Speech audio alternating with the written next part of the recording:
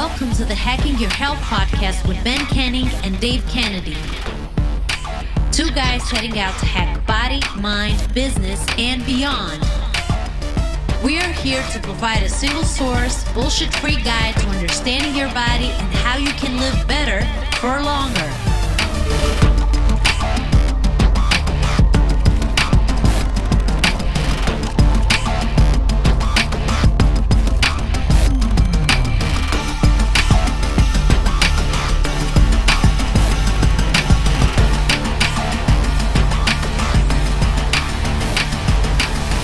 Yo, welcome back. Episode, hold on, I have it over here, 13. What a time to be alive. I'm in a really good mood today. How are you feeling? Dude, I'm feeling good. Actually my back is much better. My legs are much better. The issues that I was having with my sciatica seems to be going away. So I'm starting to do really well. I'm sure I would have healed much faster if I didn't lift as I had sciatica, but at the same time, I'm like, I can't skip those gains, so I did it anyway. But I went basically lower weights, higher reps, and didn't push myself to anything like that. But I'm coming off that NIPPER program, which is good. This is my last week in the NIPPER program, and then we're starting a new training program.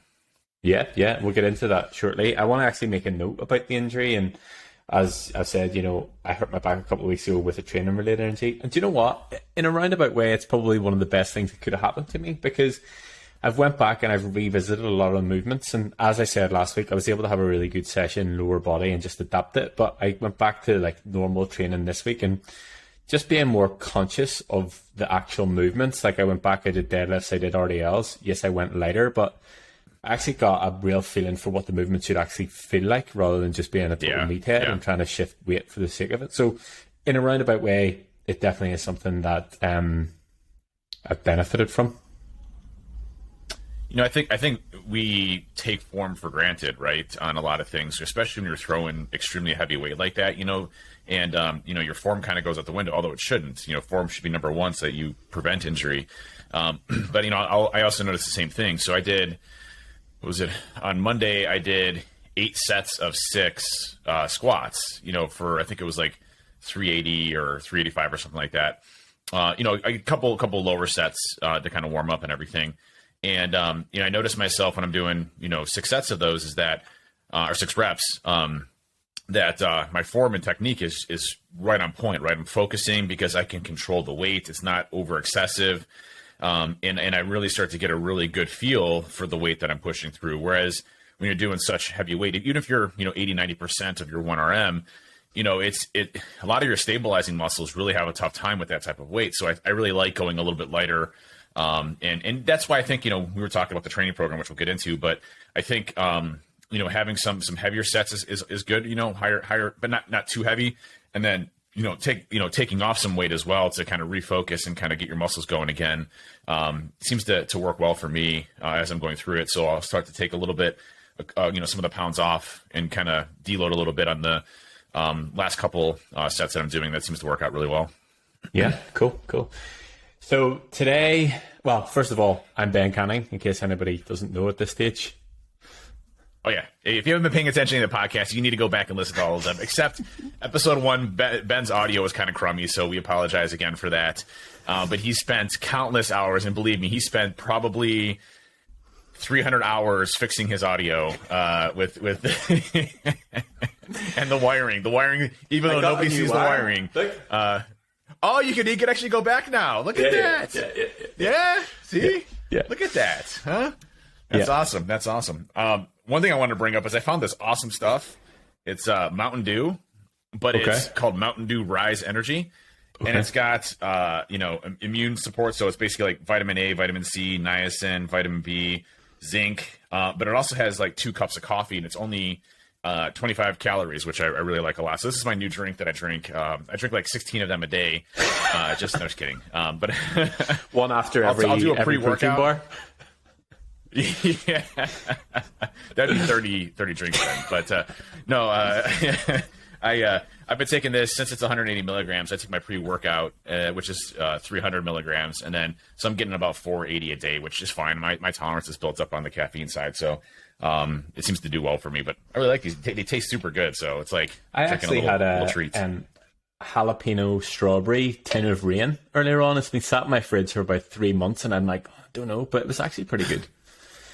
But anyway, yes, I'm Ben Canning. That's Dave. This is Hacking Your Health, and there's no real rhyme or reason to anything that we're doing at the minute. But today we're going to talk about training, setting up your own training plan. And I've actually been thinking about this because if anybody's picked up over the past couple of weeks that we've been talking, Dave has asked me, can he build out his own training plan? And obviously the sort of burning question to that is, why the fuck do you have a trainer if you're building your own training plan? So I want to just address that because I feel like people will be asking that. Yeah. So I'm going to leave it over to you. Yeah, it's this whole journey with the trainer is something where you want to continuously improve yourself, your understanding of your body and what you react to and how you react to certain things. So for me, we just got off of this power building program, and I'm glad I did it because, I put myself through different heights and different, places that I never thought I would do. But one thing that I realized early on is that I don't want to be a power lifter. I don't want to sit there and be able to throw 600-700 pounds. I'm getting old, I'm 39 years old. How far can I really push it at this age without injury? And I was actually watching a Jeff Nifford video on the best way to maximize muscle growth or hypertrophy. And he's done a lot of analytics on studies around the myths of powerlifting versus bodybuilding. And what's really interesting is that, and I'll get into why I decided to do my own training program here in a second, sorry. But what's important to understand is that, they did a comparison of people in the 3 to 4 rep range, 80 to 90% of your 1 rep max type of sets that you were doing, and people that were in the 6 to 15 range of reps with obviously lower weights, higher volume.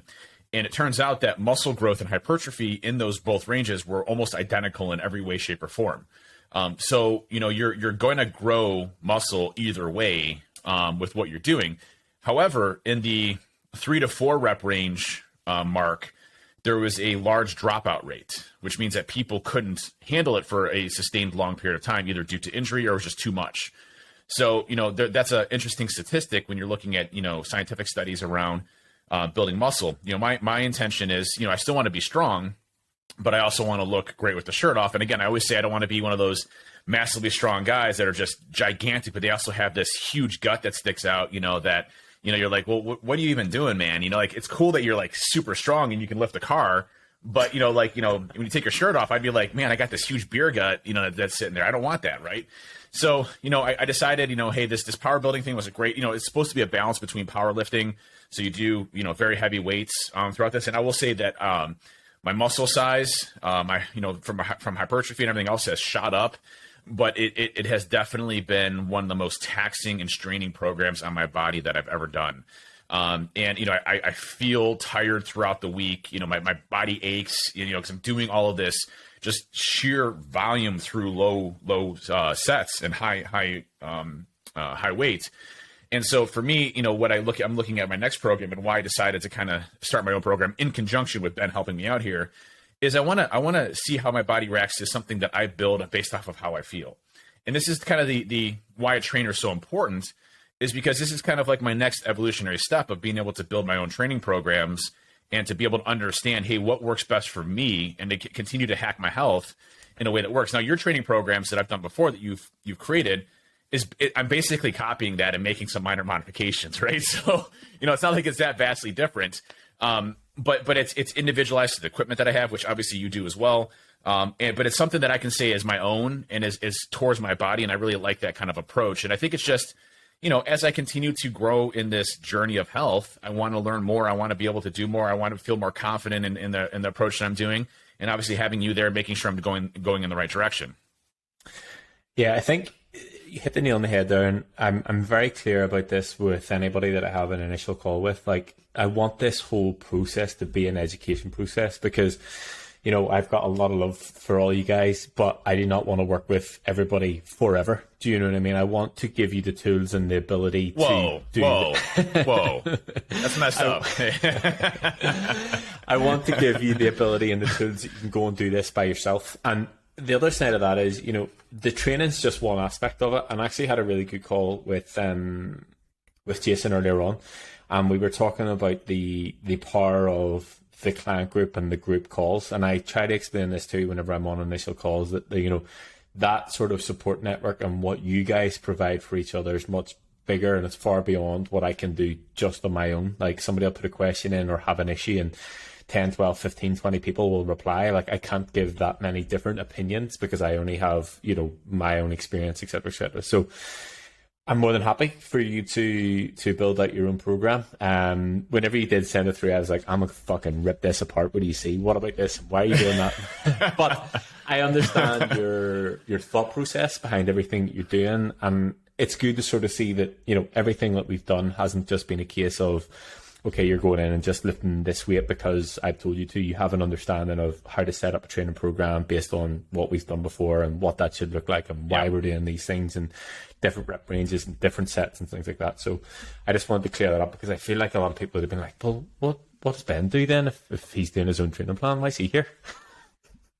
Oh, yeah. Well, I mean, there's obviously so much more to the training program than just, setting up my workout routines, right? I mean, obviously tracking me on that and making sure I'm completing those, right? Holding me accountable for that. The check-ins that we do on a weekly basis around, various areas of my body that are growing or shrinking, the before and after photos, the metrics and data around how I'm doing calorie-wise. I'll tell you I still do not understand the calories at all. I still got to figure that out. I don't know how you do it.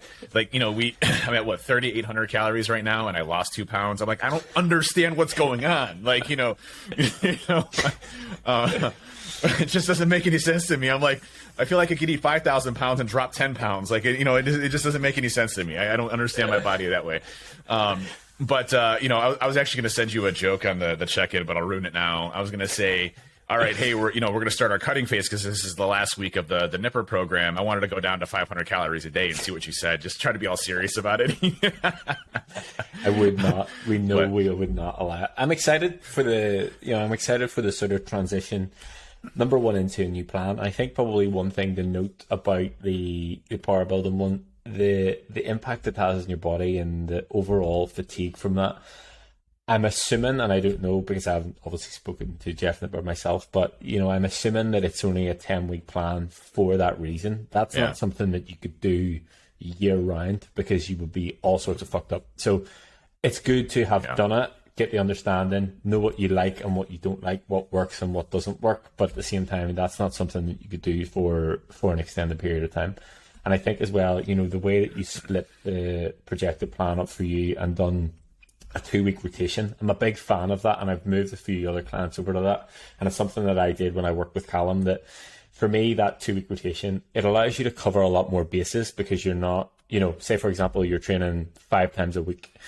Over 2 weeks, you have 10 different sessions. So one of the things that I find people struggle with the most is they're bored of specific sessions. So if you have that on a 2-week rotation, it's not like, okay, on Monday I'm going to do this session, on Tuesday I'm going to do this session. So you have a lot more variety in what you're doing. It also allows you to sort of distribute the fatigue, if that makes sense. So in the feedback that I gave you on the plan about, lower back loading exercises, because you have a 2-week rotation, you can sort of split those over 2 weeks. So you can get those big compound lifts in and they don't need to be like back to back. You can do them, 1 week it can be squats and deadlifts at the end of the week, and the next week it can be the sort of T-bar row and the pendlay row, stuff like that. So you're still getting the movements in, but you have a time to recover in between so that your lower back's not screaming at you every session. Yeah, and lower back for me is one of my most problematic areas too, right? It's come a long way. Granted, you still can't feel the left side of my leg, but it's getting there.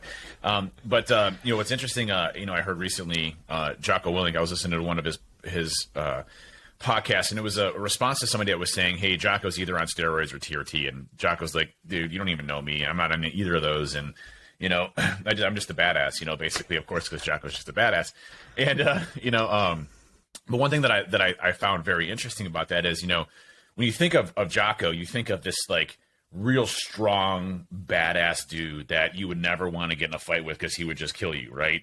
And that's Jocko's personality, right? And that's who he is. Now, what I found interesting about Jocko, though, he started talking about how much he actually deadlifts.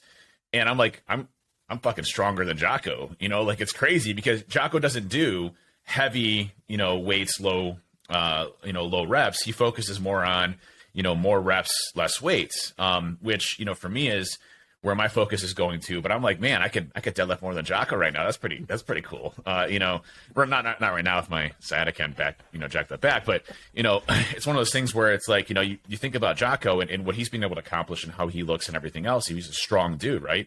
And that's through, doing more higher reps and everything else. So I think, when I look at programs and what we're trying to do, when I did that 2-week period, I'm very much in that same mentality because, I don't like doing the same thing every single week. I feel like it's repetitive. You always, for me, would always do 2 weeks, right? So like it would be like a shift of different workouts throughout those weeks and different movements. And I also think that's important too, to hit your muscles and attack your muscles at different ways, so they don't get comfortable with a certain movement. You're, hitting different types of muscles within your body, or, different types of stabilizing muscles based on different movements. So, I'll do that also. Like, even if it says, hey, it's a T-bar row, I might do something different. I might do, pull-outs, the rope pull-outs, or something different to keep things, kind of fresh, depending on how I'm feeling, from that side of the house. Or maybe I'll do, TRX,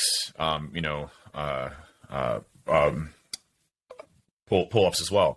So those are the different things that I'll kind of focus on as part of those programs. And I like having those different options available based on how I'm feeling. And there's times too where it's like, hey, there's 7 movements that I need to do today.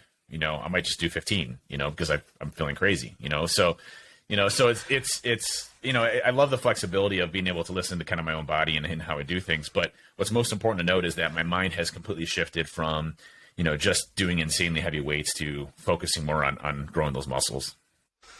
Yeah. And I think, the way that you're saying about being able to swap the exercises in and out, it's having that knowledge to do that. Do you know what I mean? It's having the knowledge to go, right, okay, well, this exercise targets this muscle.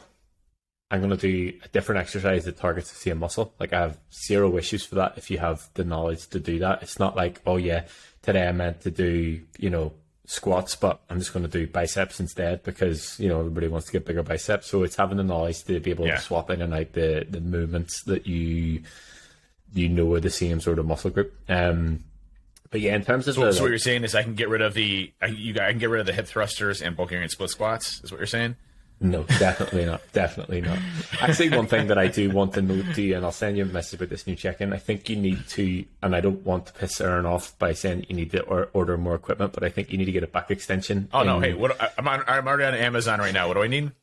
A back extension, because I feel like it'll definitely help your lower back and being able to improve that strength. And I think are those the reverse ones where you kind of lay backwards? Yeah. No, the other way around. So you'll be like, I used to have one.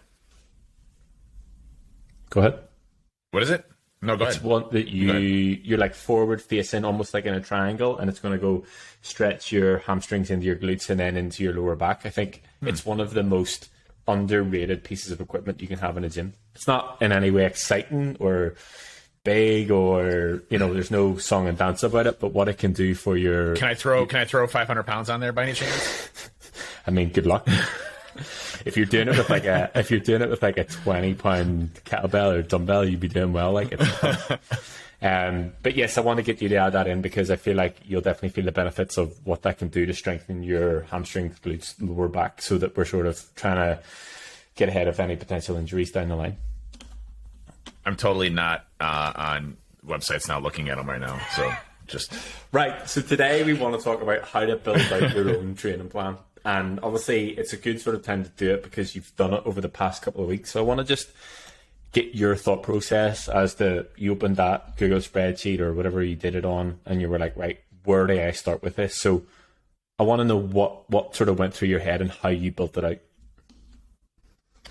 Yeah, I think, depending on where you're at in your fitness journey, can really determine how you break out your exercises and what you're doing. It's not the same for everybody else. I know What's the one that everybody always complains about, Ben? That you do? It's the engine. Is the engine workout, right? Yeah, yeah. Yeah, so everybody always complains about the engine workouts. It's like super intense and cardio centric and things like that, right? So it's super fast, right? Yeah. So I'll if you just sort of break down what the engine workout is. It's basically the way that I sort of split it. It is 3 exercises back to back, and it'll be a big heavy compound exercise, followed by a body weight exercise, followed by like an intense cardio exercise with no rest, and you do like 4 rounds. So for example, it would be 6 reps sumo deadlift, as many reps as possible press ups, and then 250 meter row as fast as possible, 4 rounds, and then you get like a 2 or 3 minute break, and you do 3 different sets of that. So that's the way that I would split an engine workout. And people do not like I get abusive messages from people like when they do them. So I never have done that one before, right? Because I'm doing more cardio and things like that throughout my trip, and I'm focusing more on those. So like, that's a great example of a great workout that will get your heart rate shooting up like crazy, as well as exercise the muscles from a hypertrophy perspective, right? So that those types of exercises, also known as a lot of times as like HIIT training and those types of things, can also work out really well, especially when you're doing weightlifting. What I really enjoy, so there's a lot of data on full body workouts being kind of the preferred method, especially as you start getting into your mid to late 30s, doing more full body workouts as part of that. But I also really enjoy the it's called the push-pull legs split, which, is basically the same concept as back and bis, chest and tris and legs, right? Just push, pull, and split. So if you think about it, when you're pushing something out, that type of movement. When you're pulling something down, that type of movement. And then obviously legs day, which everybody loves. Legs day is my favorite, actually. So the way that I kind of looked at approaching mine is I know I have enough cardio, so I don't need that type of quick, fast workouts to get my heart rate shot up, because I'm doing, Orange Theory Monday, Wednesdays, and Fridays, which is plenty of cardio. In fact, today was brutal. It was like a friggin' hill day. I hate hill days. But what I looked at is I want to work out 6 days a week lifting, and I don't want to compromise my lifting. So that's the most important piece for me. So Monday, Tuesday, Wednesday, Thursday, Friday, Saturday are my lifting days. Sundays will be my rest day, which is typically when I'm just chilling and hanging out in the first place. So it's a nice rest day for me. Sometimes I will switch the Saturday and Sundays. So depending on, like, if I just got too much stuff going on Sunday, I'll, make Saturday my rest day. Or I'm sorry, if I have too much stuff going on Saturday and then I don't have anything going on Sunday, I'll just make Saturday my rest day, and then Sunday will be my lift day. But those are only 2 days that I'll ever switch. And then what I wanted to do is I wanted it 6 days a week, but the issue with that is, you could do push-pull legs, but I also wanted to incorporate a pump day, which is, just doing really heavy or really high sets, high reps type of weights for upper body to kind of get that pump going on your biceps and triceps, just burning the living hell out of them, right? More of a, intense workout of your upper body as part of that. So it would be a combination of push and pulls. So I did push-pull legs, then full body, and then pump day. Basically is kind of how I structured that program, where my thought pattern was around all of that. I really enjoy like days where I could just, kind of craft my muscles in certain ways and kind of build them out and just go nuts on them. So that Sunday, is the replenishment day where I'm starting to, build those muscles again. So that's kind of how I looked at it. So I started looking at, hey, push-pull. So, if you're doing push, it's going to be primarily, your chest, triceps, those types of things. Overhead press, as an example, your shoulders. Those are the core 3 things that you typically do for that. And then, your pull days are going to be, predominantly biceps and back. And then, anything else, like shrugs, things that affect the hit, different areas. To kind of hit those up, and then the full body is hitting different body parts throughout the week, including legs pretty much every day for the full body. So, that's kind of how I split it up and how I was looking at approaching it. I like the full body workouts. I like the mixture of doing push-pull. That's one thing that I learned from Nippert, actually, is the push-pull legs and then kind of taking a break and then doing full bodies, kind of mixing them up so it's a different type of exercise you're doing. It's not the same thing, push-pull legs every single time. And I really enjoyed kind of that breakdown of how, your muscles are kind of split up and doing those different ones and knowing where I'm going to be at. But I expanded over 2 weeks. So the second week, the movements are different, right? At least they're shifted around. So like, I think my Thursdays are, incline bench. I moved those to Mondays. And then, kind of mixing things around and kind of going different routes and things like that. So kind of mixing it up, doing different movements, hammer curls versus bicep curls versus, something different, just trying to kind of get, hitting your muscles at a very different stages. But the main intent for all of this is, one thing I'm tracking very heavily, and this is really important for weight training, is you really need to be training close to failure. Is the biggest concept to understand when growing muscles, whether it's heavy weights, low sets and or high sets, low reps, or if it's that sweet rep range, which is the hypertrophy rep range, which is 6 to 12. Which actually, interestingly enough, a big myth is that in order to grow your muscles the most maximum from a hypertrophy perspective is that 6 to 12 range. There's nothing scientific about that whatsoever. What that means though is that hopefully you're getting close to failure in those 12 ranges or 10 to 12 ranges where it's becoming very difficult for you to be able to lift that weight. And once you start to get to that failure aspect of your muscles is when, it's really triggering that hypertrophy or muscle growth for your muscles. So. Yeah, I think I'm a big fan of push-pull legs, but I think, as you said at the start, you need to understand where you're at in the journey. And I'm not saying that this is the case for everybody, but the sort of natural progression that I would look at would be start with full body workouts, generally because you have more time to recover in between sessions. You can do more work across the week, and you can get a lot more done in those sessions. So start with full body sessions. Then generally what I would do is I would move to like an upper lower split if time accommodates, if you could do that many days. So you would do maybe 2 upper body days, 2 lower body days. Again, you can still get a lot of work done across the week. Then we would move to a push pull leg split, which it does become a bit of a nightmare because that's obviously only 3 sessions. So if you want to do any more than that, you need to sort of how do I manage around that. But that would be sort of the 3 being ones that I would use. I would never go to specific like bro split that you do chest on Mondays and back on Tuesdays and quads on Wednesdays. I think that, unless I'm going to become a professional bodybuilder anytime soon, I don't think I need to be doing that. But that would be the sort of natural progression of how I would outline training programs. Just a note on the engine sessions. The reason that I put those in is to allow you to build the capacity to train at a higher level. So the reason that you have never done them is because obviously you do Orange Theory, so you have that there. But the reason that I put the engine workouts in is because, well, truth be told, they're physically and mentally challenging. And that's the way that I design them. And that is why I get the abusive messages. But what I would say is, what they do for your body from how you can recover in other sessions, but also the knowledge that you have that you can actually push further than you think you can. And that's the sort of the idea of those and why I start to incorporate them quite early on. In terms of the way that you have your split, as I sort of said, you just need to look at it sort of on a wider scale. So sort of zoom out at the exercises that you're doing almost back to back. So I think it was like the day that you did, say you went into pull, so you were maybe doing, bent over row or T-bar row or something like that, and then you were going into legs and you were doing things like squats or RDLs and things like that.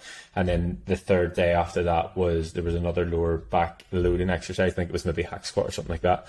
Your lower back is going to be taxed really badly on that third day. So from a recovery perspective, it would be challenging. So the way that I would sort of look at it is, it's almost as if you zoom out and take all the pieces of the puzzle. So the big compound exercises that you want to have in, say there's a list of like 10 or 12 big compound exercises you want to have in. You need to understand how they're going to challenge your body, but also how you recover from them, and then implement them in the specific days. So just look at if you're going to do 6 days a week, look at the 12 sessions over 2 weeks and just sort of start to dot them in, and then build the rest of your sessions around that rather than just go on, okay, I'm just going to do this exercise, this exercise, this exercise. So have a bit of understanding as to, what's beyond that actual session. How am I going to feel the next day? Am I going to be able to go in and give 100% this? Are my glutes, lower back, whatever it is, going to be fatigued, and just sort of build it out slightly differently. The other point, obviously, that I wanted to note as well is obviously about rep ranges. And you did a pretty good job at this, but there was a few things that I wanted to change. So the way I would look at rep ranges, as you said, the 6 to 12 for me is good. I would always do 1 or 2 working sets, again, depending on what level you're at. Do you know what I mean? If you have a lot of muscle and you're quite strong, you're totally cool with 1 working set if you can go to failure, as you said. And then a back off set that you're going to maybe do 10 to 15 reps or something like that. And then what I would look at, things that are smaller muscle groups, or the pump day, as you called it, shoulders, triceps, biceps, things like that you can get a lot more from. So maybe 15 to 20 reps or even higher, that you can really push that with a lighter weight. So just being able to work through different rep ranges and not just looking at, okay, I'm going to go in and do, 5 sets of 8 to 12. And another point to note on that as well is make sure you're varying the weights that you're doing. If you're going in and you're able to do 12 reps at, 200 pounds for 5 sets, you're not anywhere near failure there. Do you know what I mean? There should be some sets that are better, that you get more reps and get more weight, and then to pull off or pull back down the line, because having that, just a sort of steady stream of, okay, this is the weight and this is the amount of reps that I'm doing is just showing that you're not anywhere near close to failure. So question for you on that then. So let's just say, I'm doing 4 sets of 10 for bench press, okay? And in my third set, it's too heavy for me and I can only get 5 or 6. At that point in time, would you remove weight? And that's okay, obviously. And then just so I can try to get a little bit more as far as volume is concerned as part of that for my 4th set? Yeah, I would always do that. And I would even go further than that and look at the sets that you're doing. Obviously, over time, whenever you're, say, 4, 5, 6 weeks into the program, you'll have a pretty good understanding as to what you need to get from each set. But the first sort of couple of rotations on it is just sort of find your feet. So it's like whenever people come to me like, well, what weight should I be doing this? I mean, that's my biggest concern right now is like, from powerlifting, I know where I'm at now because I'm 10 weeks in, but now I'm going to this and I'm like, I don't know what my 10 to 12, 6 to 12 range is in anymore, so it's confusing for me. Yeah. So you're going to go into it, and even me with the times that I've switched training programs and stuff like that, it takes 2 or 3 rotations to get an understanding as to where you're at on, say, true failure. So you're going to go in and you're either going to totally overshoot it and put a weight on it and lift it and go, fucking hell, there's no way I'm going to be able to do this for 12 reps. Or you're going to be halfway through the set and you're on like rep 8 and you're like, I could go to 20 here, no problem. But this is where your logbook and where notes come in, and sort of having that understanding as to where you should be. Like I said, you will refine it over 2 or 3 rotations, and then you'll know, say, for example, you're going into bench press today and you go, right, last week I got 10 reps at 300 pounds or whatever it was. You're like, right, I need to get 11 reps or 12 reps to progress here. If you get there, then perfect. And then you need to up the weight and drop the reps the next time. So the way that I would sort of look at it with the 4 sets, I would break that down.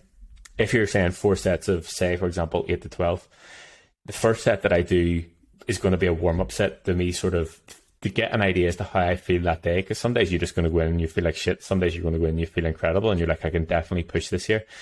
The next set would be my first working set. And I would go, right, well, this is where I want to get the reps. So am I going to get extra reps or am I going to add weight? Based on that set, you decide what to do in your second set. If it was really good and it felt good and you got 12 reps, no problem at all, then 100% add some weight onto it, whether it's add a couple of pounds either side or whatever. And then again, judge that set, judge how you feel on that set for your 4th set. So for the 4th set, then I would definitely always drop the weight and have almost like a drop off set. And you've probably noticed in plans before that I'll give you 2 sets that are like 8 to 12 or 10 to 6 or something like that. And then the third set will be 10 to 15 or 12 to 15 or 15 to 20 or whatever, where you drop like 20 to 30% of the weight. And you want to then go to as many reps as you can get for that to go to like total failure. Now, question on that. So let's just say, 4 set, go down to total failure, okay? But I have other supplemental,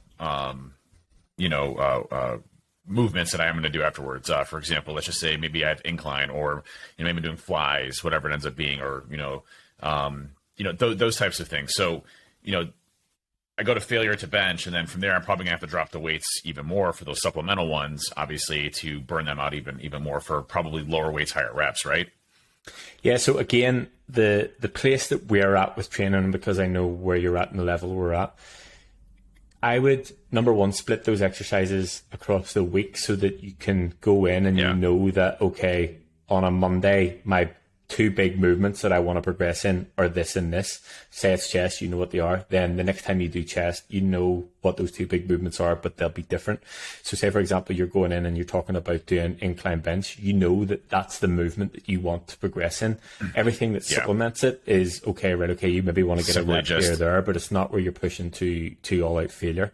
So you look at your session, you look at the breakdown of it and go, right, today I want to go in. So, for example, yesterday I went to train legs with Helmy, and he got in the car. I'm sure that was insane. Oh, fucking hell, it was absolutely brutal. But he got in the car and he goes, I've been thinking about the hack squat since last week. I was like, what? And he was like, yeah, so last week I got 10 reps at 5 plates, so I'm getting 5.5 plates today. And I'm like, right. And he goes, I've been thinking about it all week. So that our whole session was built around that one movement. So we did like hamstring curl, we did leg extension, and then we went into doing the hack squat. Then after that, we did the adductor, we did leg press, and then we did a different hamstring curl. So there was 6, 7, 8, whatever exercises. But we knew that that's the one that we wanted to progress on. Now, okay, we got numbers here, there that we increased weight on or we increased reps on, but that was the priority, going in and progressing at that movement. So you get everything from that one. So 2 exercises, hamstring curl, leg extension to warm the legs up, and then you go all out. And it was a lot. But it was good. And, again, it's just knowing where you're at with it and knowing where you want to get the reps from. Do you traditionally do that where you'll have a couple of warm-up sets, before your big compound movement? So, for example, if you're doing squats, you might, do some leg extensions or something like that to kind of get them warmed up ahead of time? Yeah. So the way that is split, hamstring curls first, and then generally I like to do adductor, but it was just in a different order. So leg extension first, hamstring first, then leg extension. So legs were firing. You would sort of think going into that third set with the hack squat that you're a bit fatigued, but if you think about blood flow around the muscle and getting the muscle working, it was exactly what we needed to sort of really move the weight on it. It's tough and it was brutal, but so a couple just to warm the legs up, because if you imagine going in cold, you're not gonna. If I just got on a hack squat straight off the bat, I wouldn't be able to give as much because my legs just wouldn't be as firing, and it's definitely not with the 5.5 plates that he was doing. I was only doing 3.5 by the way, so not saying that's I'm often doing 5, and what I'll that's do. each side. I'll typically, like if let's just say, it's 3 sets that are going to be my core workout ones for my big compound movement. I'll usually stack, 2 or 3 warm-up sets beforehand that are at lighter weights to kind of build me out to there. Do a very similar thing, right? Try to get them up. Is that a good way, or would you recommend doing different movements to kind of get it up versus? It depends on the movement, and it depends on what way the session split. So if you're going in first exercise, I would always do something to make sure that your body's warm. But if you're like 3 exercises in and you're training legs, for example, your legs should be warm, so you should be fine just to go in and do a couple of sets at a lighter weight at that exercise, and you're good to go, versus having to do loads of different things just before it.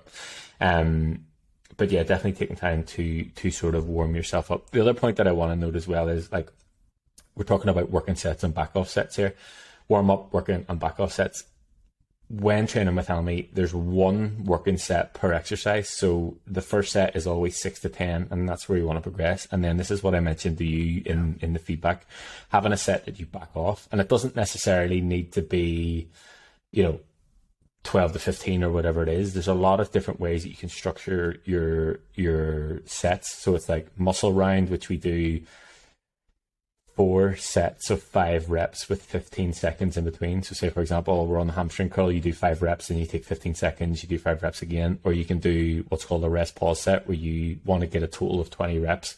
And you do, say, for example, 12 reps, then you take 20 seconds break, and then you get maybe 5 reps, 20 seconds break again, and then you finish out the set with 3 reps.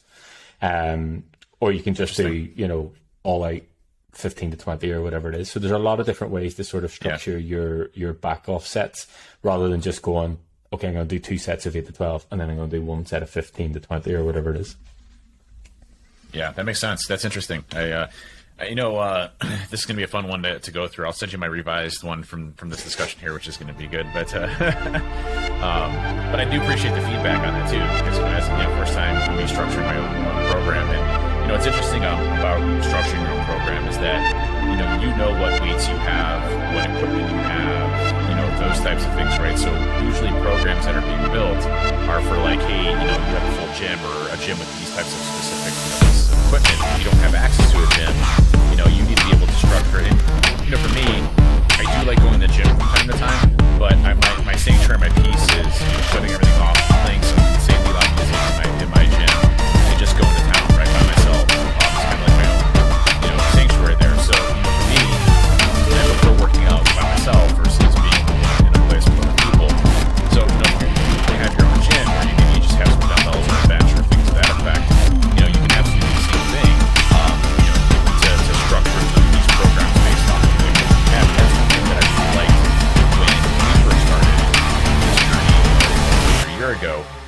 is you're like, hey, send me a picture of what you have, and I'll build a program off of that. Or are you open to purchasing things? Here's what I would recommend you get. That type of stuff, so that the workout and trainings were really customized basically off of that. It very quickly got out of hand. Ben's like, I don't even know what the F you have anymore in your gym. Like, it's just ridiculous. Just something new every single day. So my wife got really upset with the Rogue boxes that were showing up every 2 days. And my mailman, I think, quit his job after I sent about like 60,000 pounds worth of weights over there. So there was actually 2 phases of weights, by the way. You realize that, right? So I had bought all bumper plates, and then I quickly progressed past bumper plates because I couldn't fit enough bumper plates on the bar.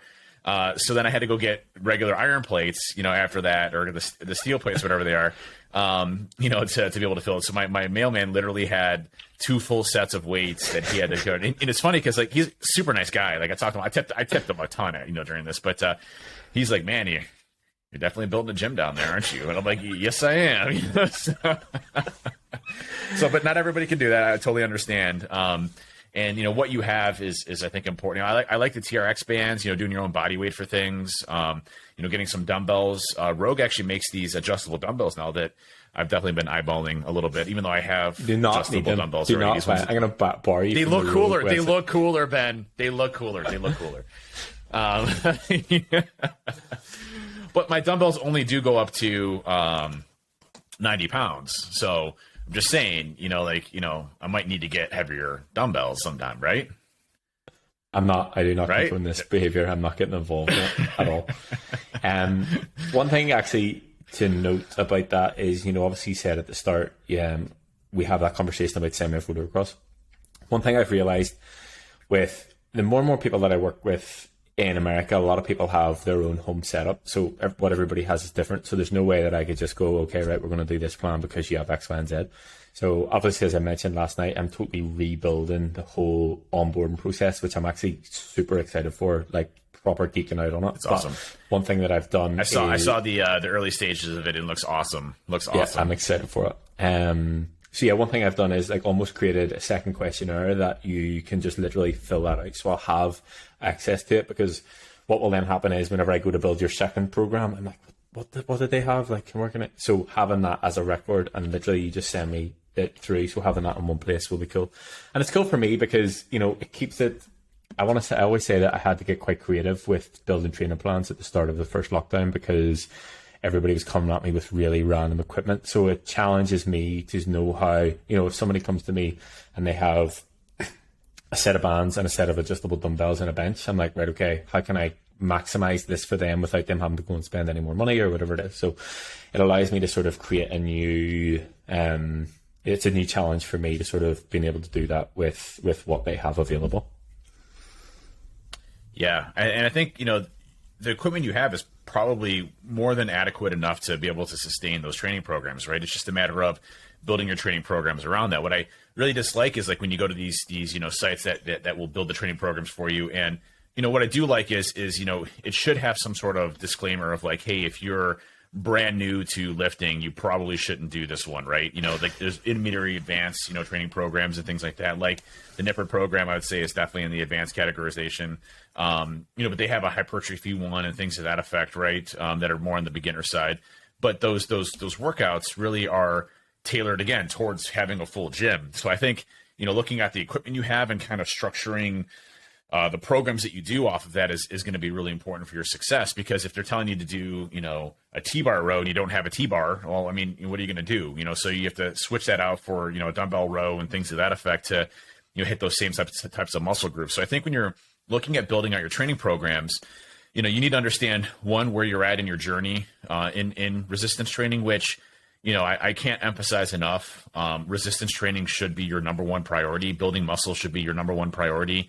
Cardio can, again, I guess it's all in objectives. But cardio really should be more of a secondary stage. Again, if at all, it's good cardiovascular and everything else, but you don't necessarily need it for losing weight or anything to that effect.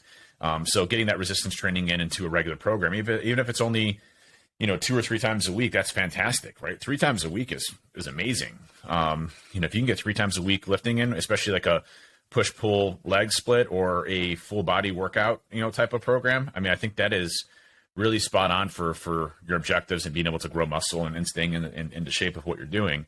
But again, it's all dependent on making sure that you have what you need available to be able to perform those workouts. I've talked about this before. There's a piece of equipment that I really enjoy called Tonal. It's somewhat pricey because you have to pay for the initial equipment, and then there's basically like a monthly fee for it. But it's basically a full gym, and if your goal is not powerlifting, and did I say power building before? I think I said power building before. If I said that, that's the one program. But if your goal is powerlifting, Tonal is probably not going to be the best solution for you because it can only do 100 pounds per arm. But if your goal is to build muscle, get hypertrophy, what we're talking about here in the higher rep ranges, huge fan of Tonal. It just goes into your wall very much like a mirror or those other ones, and it has extensions that come out of it. And you can do full body workouts, goblet squats, bench, shoulders, everything. It's a full body workout. And they have trainers on there that will go through different various workout programs for you. So if you're just new to this, it's a great way to kind of kickstart that, but you obviously have to use it. I've known a lot of people that bought it and they're like, hey, I'm planning on using it next week. Hey, I'm planning on using it next month. Yeah, I haven't used it once yet. I got it installed and it's not working. Yeah. We haven't fucking turned the thing on. Yeah. One thing someone pointed out the other day, I've had this damn thing for like a year and a half, and someone pointed out that there's like a cable wrap at the bottom of it, because I always had the cables and it drove me nuts that the cables were always out there. They're like, hey, there's a cable wrap out there. It gets rid of the cable. I'm like, son of a bitch.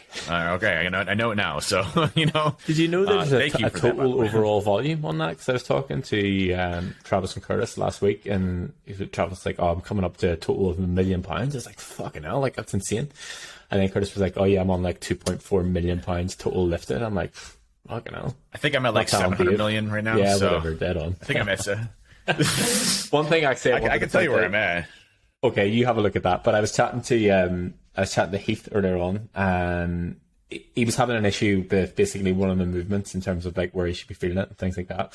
And what I sort of tried, that he trains in a gym, so plenty of equipment. But one thing that I sort of was trying to get across to him is, with the equipment that you have available, you don't necessarily have to use it in a conventional way. And I sometimes get this in the gym that people are looking at me and I'm on a machine and they're like, I need to go over 2.2 million. I think Curtis has more than you, so you're going to need to check in with him. You're going to go and lift 300,000 pounds right now. I'm going to go lift 300,000 pounds right now. Sometimes I'm in the gym and I'm using something like in that tell people are looking at me being like, I feel like I need to go over and tell that guy how to use the machine properly. But over time, I have learned how my body moves in certain machines and ways I need to adapt them. So, don't be afraid to go against the norm in terms of the machine. I understand that, generally you're going to sit in a machine and it's going to press out a certain way or press up in a certain way or pull down in a certain way, but try and have a bit of an understanding as to what you're actually trying to achieve from it. So, if it's a chest press machine, are you trying to target upper chest, mid, lower chest? And just play about with where the seat is, where you're sat in the seat, like the back pad and things like that. Like there's a lot more that you can do from machines rather than just getting into it and, pressing it and expecting it to go a certain way. It's difficult for the manufacturers, I assume, to accommodate for everybody. If you imagine, somebody who's 5'2" versus somebody who's 6'8", they're not going to move in the same way. The machine's not going to be able to suit both of them. So having a bit of an understanding as to, okay, right, what am I trying to achieve from this, and where do I actually feel it? And that comes back to the mind to muscle connection, and go, okay, right, I want to improve my upper chest, for example. And I've talked about this. Nigel sent obviously in the group the other day about the angle of his bench, and he's like, is this right? And I'm like, I'm just looking at a bench. I have no fucking idea if it's right or not. I need to see you on it. And then I asked him where he felt it. And, there's a lot of like trial and error in it and getting to know like what you're actually trying to work with and, where you should feel it in the muscle. But whenever you nail that for yourself, that come back to, spend the time to understand what you need and how your body moves. And that's why the exercise execution videos are great, because I can see you guys move and I can ask, okay, where did you feel this? Pause it on the screen, change it slightly, elevate your heels, put your shoulders back, whatever it is. And I think those things can really transform how you're moving and the results that you get from it. Well, I remember you sent me a video recently of I think I was deadlifting 40, 80, 90, 135 pounds. And, it was It was a big lift, let me tell you. But it was one of my early lifts, and it's interesting to see. Like I'm, those videos for me, sending them to you, have been invaluable because you're like, hey, you're looking good here, but here's a couple things that I would tweak, to get proper form or make sure you're hitting a specific muscle group. And one thing I've noticed is that focus on the mind muscle body connection is 100% a real thing. Being able to focus on a specific muscle group and to tax that muscle group in a way that causes the fail in order to grow muscle is a really important concept. And I'll tell you, when I used to do bench, I would never feel my chest actually activating. But now I know for a fact when I'm hitting it, because I'm isolating the chest, and I'm going up and down, and I can feel it, directly where I near it. I know incline wise, my incline's different than yours. Just based on how it feels on my chest. So, everybody's different in how they do their muscles. We have certain ailments too, potentially. We might not be as flexible in certain locations as others. We might have problematic areas like shoulders where, I've had to augment that with the kabuki bar. So there are just things that you learn, throughout this journey that allow you to progress in different ways. But also, I can't focus enough, or emphasize enough the mind muscle body connection that you have, and the proper form and technique to ensure that you're doing things the right way. And that's, you mentioned it earlier today, Ben, which was, when you go down in weight, you notice that, and that's absolutely true. If you're trying to do a big compound movement and you're just slapping on too much weight, your form is going to be compromised. And especially if you don't have good form going into it, it's going to be even more compromised, and you're going to have a major injury. So those are the things that to take in consideration is, as you're starting off with this and as you're getting new to this, go lower in weight, get comfortable with the movements, make sure that you're doing it right. And I think I can't emphasize enough on a trainer, have somebody be able to look at that and say, hey, does this work? Is this something that, I'm doing right, or can I get in? And there's also, like, obviously if you go onto the Hacking Your Health Discord server, there's a form check post there. People will take a look at your form as well and provide feedback. That's one thing that I've always respected with this whole process. And one thing I also give a tip on is don't give form checks when people aren't asking for form checks. That's my biggest pet peeve that I used to piss me off more than anything as I was going through this. I'd get people that are like, hey, you could do this better, you could do this better. And I'm like, I'm all confused as shit. I'm like, I have no idea. Am I supposed to be breathing here? Am I supposed to be lifting over here? What am I supposed to do here? Am I supposed to put my hand behind my back? Like, do not give form check, feedback unless somebody's directly asking for it. And that's one thing that I finally tuned all that out. And I just said, Ben, just give me feedback. What am I doing wrong here? How is it looking? And you're like, hey, just tweak this a little bit. And there's just small incremental changes over time before I got really comfortable with those types of movements. Yeah, I think that just comes down to a lot of information. I had a call this morning, and there's a lot of confusion just in terms of like what people were reading on the internet. And I'm like, just stick to like one or two sources and stick with that, because the way that I sort of put it back to them was like, everybody has their own opinion and everybody has the things that work for them, and everything that they're saying is right, but everything that they're saying is wrong at the same time, because it might work for them, but it's not necessarily going to work for you. And there's a lot of total shit show in terms of like information out there. And I think the sort of point maybe to end on is, shifting big weight is cool, but it's not as cool as shifting it with really nice form. There's nothing more impressive to me and somebody who can move a weight and it just looks exactly how it's supposed to look. One thing that you have completely ruined me on is the tricep pull-downs, man. The tricep extensions. So yesterday I had a face pull and tricep extension. Now, with the face pull, you don't want to be using the two. So what I'm talking about here is Ben basically said, hey, instead of doing one rope where you're doing the tricep extensions with one rope and you're coming down here, try two ropes and go back further and really focus on your tricep muscles as you're coming back. And so I tried it, and I was like, this is stupid at first, but then I started getting through. I'm like, man, this really is hitting my triceps really well. I cannot do tricep extensions even at a gym with just one rope anymore. It's like completely pointless. It feels like I'm doing it completely wrong. And so like yesterday I had to do face pulls. So, you kind of stay back here and you bring them in to work your back from a face pull perspective.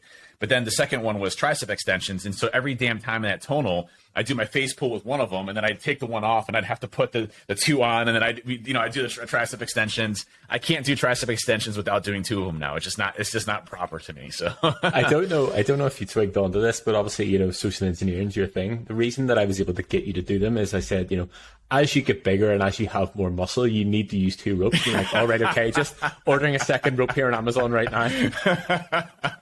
Dude, see, you're learning our industry better than anybody else out there. You know exactly what my trigger points are. You're like, well, when you get bigger, you can actually go and do this. I'm like, okay, well, I'm going to get bigger right now. I'm going to go get two rows. I think I ordered it the same minute you were talking about it. So, but you're absolutely it. But it's great, to progress.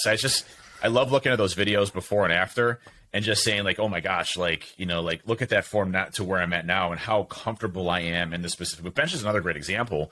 Granted, I swapped out with a barbell to a kabuki, but when I'm going down, it's a very solid movement. I'm in control the entire time. I come down, I pause, I feel great, explode back up. Very, very solid mind, muscle, body connections that is absolutely there. So the form comes with time, but you have to focus on it, right? And you can't go too heavy too quick. And I think that's the mistake that I think a lot of people make. But you definitely still want to train to failure. So if you're, my advice before we kind of wrap up here is that, if you're going into a specific large compound movement that you need some form work, go light and then supplement it with other failure workout, type ones, where you're, let's just say it's bench, and your bench is not there yet. Do lower weights till you get that bench, form right, and then start focusing on ones. Do some chest flies or do some dips or do some other things, push-ups until burnout. And you can still go to failure with other movements. It doesn't necessarily need to be bench every single time until you get to a proper form that you can handle some more weights as you go through. Yeah, and it's just the thing about it is, if you're doing bench press, for example, what is the point in moving the weight if you're not feeling it in the place that you want to feel it? Do you know what I mean? You need to feel it in your chest because that's the muscle that you're trying to work. And I think just, stripping it back and leaving your ego at the door is probably one of the best things that you can do because you're actually going to get more from it in the long run.